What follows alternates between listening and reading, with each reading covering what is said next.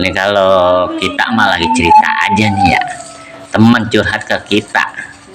Dia kata dia, lah Romana bang, bini gua mah Romana kagak wangi-wangi pisan, kagak cakep-cakep pisan dah. Wah heran banget dah. Dia lagi cerita ke kita. Lah kita tanya, lah emangnya lu ngasih duit berapa sama bini lu? Lah gua ngasih sehari gocap bang. Buset lah kita kaget ngasih duit gocap ke bini. Lah ilah lu mah Romana kayak sultan eceng gondok, lu mah romannya. Lah iya, lah bini lu kasih 50.000 sehari, bini lu suruh cakep.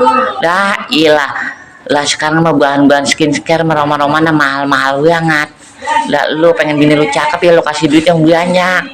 Daglok tuh kata saya begitu dah orang romannya. Lah lu mah roman parah banget dah, lu malah lu kasih gocap lah kagak cukup kemana-mana. Urusannya bini lu pakai dasar bolong romana, dasar robek. Nah, bau bawang jadinya roman-romannya. Makanya kalau ngasih duit banyakan dikit biar bini lu cakep. Tuh coba itu dasar temen eceng gondok. Au pok pok pok.